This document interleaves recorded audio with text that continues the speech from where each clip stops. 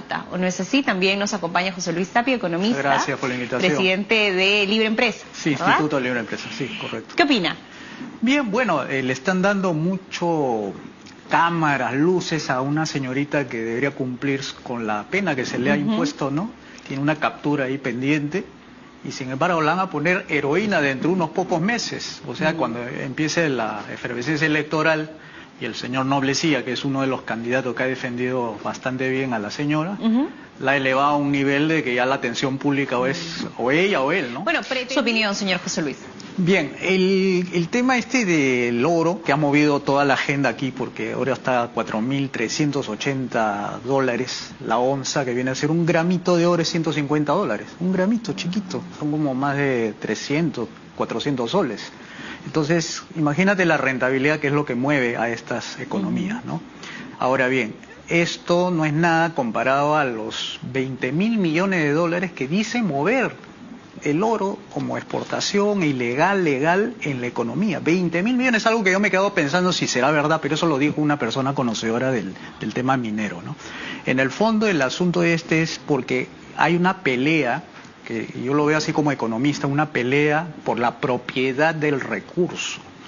Por ejemplo, el problema de las concesiones grandes que dejan muchos espacios libres donde entran los pequeños mineros a tratar de sacar lo que no hace la gran minería en este lado, ¿no? Por ejemplo, ellos concesionan acá, declaran la zona intangible acá alrededor y en los bordecitos empiezan los mineros artesanales a hacer también lo mismo que los topos, ¿no? Empiezan a cavar y encuentran oro, aunque sea no concentrado como en el yacimiento de allá, pero esto le permite a ellos financiarse permanentemente.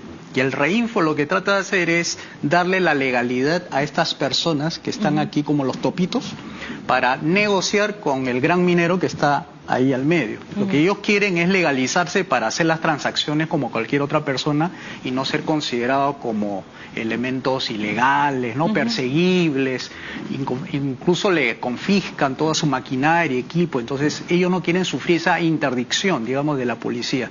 Entonces tratan de negociar. Pero el modelo tal como está diseñado para que funcionen estas economías ilegales es un modelo, digamos, fracasado, porque el marco legal y jurídico es el de los conflictos socioambientales que vino desde agua sí, oro no, cuando hubo la famosa Conga, que hubo creo que 15 muertos, si no me equivoco.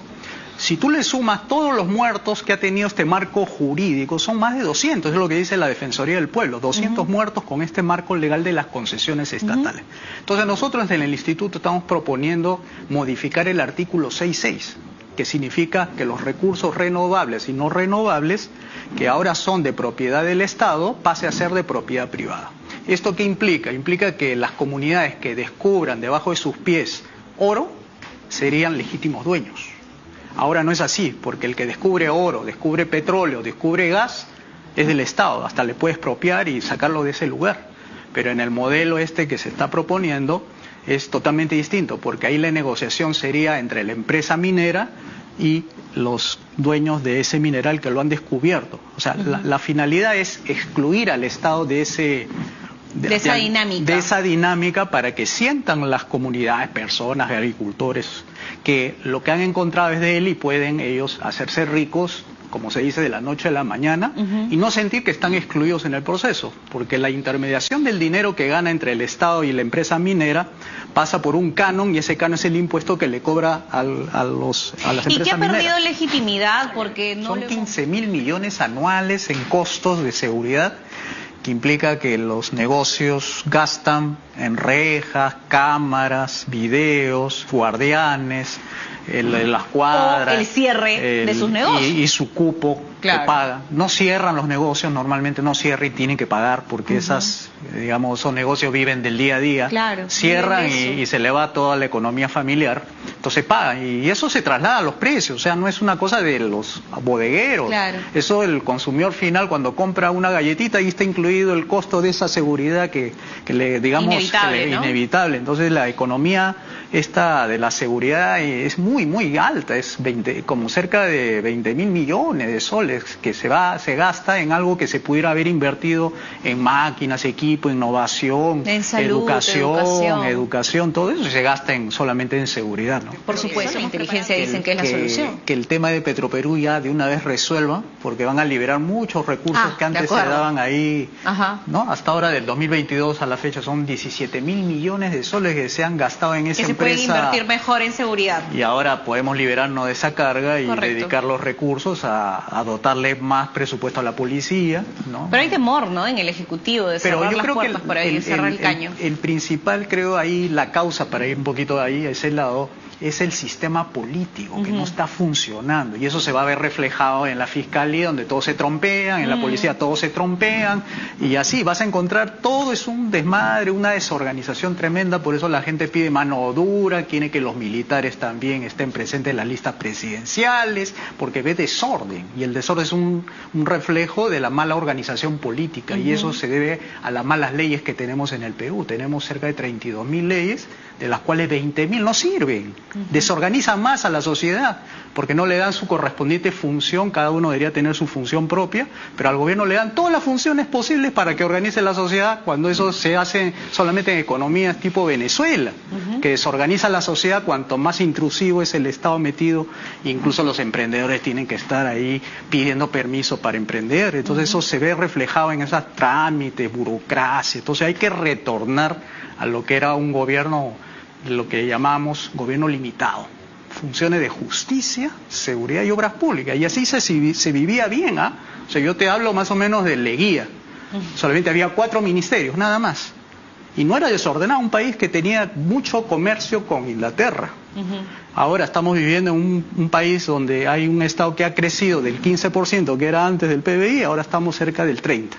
¿Acaso estamos mejor, más organizados? Somos un país moderno, de calles limpias, seguridad en todos lados. Estamos peor, o sea, más gasto, menos resultados.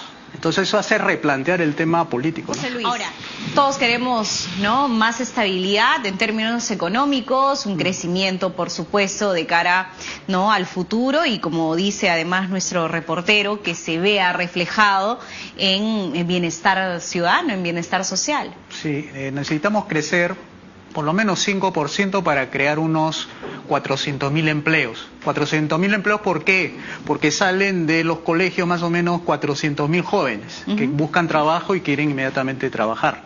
Si no le damos esa oferta de empleo, entonces no van a encontrar trabajo y van a estar desempleados y van a estar como un NN, ¿no? Ni estudiar ni trabajar. Entonces se necesita crecer más o menos 5% del PBI, que viene a ser más o menos unos 40.000, 50.000 millones de soles.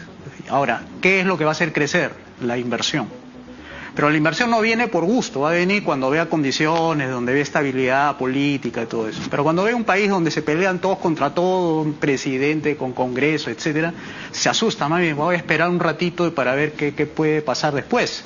Entonces necesitamos primero estabilizar todo. O sea, no solamente es, digamos, la cifra del BCR, inflación, ¿no? Quiero primero saber las instituciones si están funcionando. No basta con decirlo, ¿no? Sino con mostrarlo a través de nuestras instituciones. Y para eso tenemos que hacer reformas. Eso es lo que siempre decimos los economistas. Reformas liberales. ¿Para qué? Para atraer la inversión.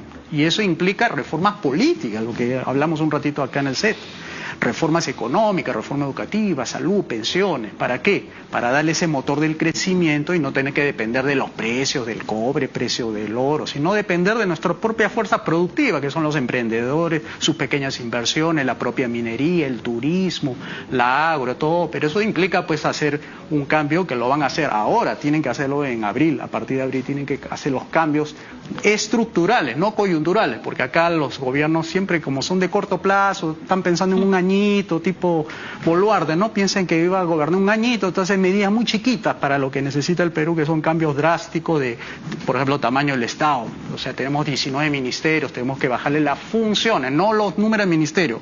Funciones significa lo que está en manos del Estado para que pase al privado. Eso es más o menos la reforma de los 90. Regresar a ese ímpetu de volver al Estado más eficiente, más pequeño, pero no más pequeño en términos de menos policía, menos fiscales. No, ahí tiene que crecer. Más policías, más fiscales, más jueces.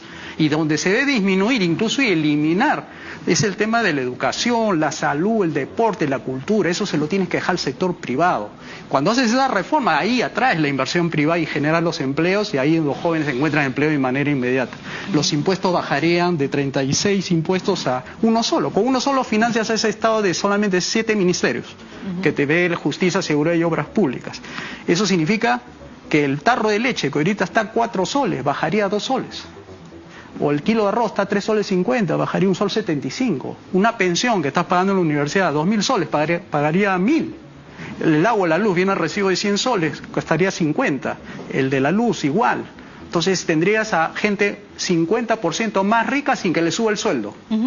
Y le sobraría plata incluso para comprar más cosas, que ahorita no lo puede comprar. ¿Y en ese menú electoral ha visto algún candidato con las ideas claras respecto, por ejemplo, a esa reforma?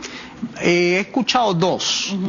Uno de Carlos Spa y el otro Rafael López Aliaga. Por ahí escuché algo de disminuir el Estado. Pero no llega a concretar el estilo del presidente Milei, ¿no? Que dijo, vamos a cerrar el Banco Central, vamos a dolarizar, vamos a reducir el tamaño del Estado. Eso todavía no lo he escuchado, solamente he visto pequeños intentos muy tímidos, muy para ver tibios. Cómo reacciona, sí, ¿no? El escenario. Lo que necesitamos es mano fuerte, porque tú sabes que estos cambios son fuertes, ¿no? Son cambios fuertes para que no se vuelva a hacer lo mismo como se quedó en los 90, ¿no? Que se está volviendo a pedir que se reforme la economía, el mercado, la propiedad privada. Eso también, privatizaciones. Por ejemplo, ¿has escuchado algún candidato que hable de privatizar 110 empresas públicas que ahorita... El que puede asustar, en plena campaña puede asustar, exactamente, ¿no? Y eso es lo que se necesita. Los candidatos. Y eso es lo que se necesita. Claridad en las propuestas. Exacto, se necesita para hacer que la gente sea más rica. Por ejemplo, te digo, Sedapal debería estar en manos privadas para que los dueños sean los peruanos, no sea una empresa.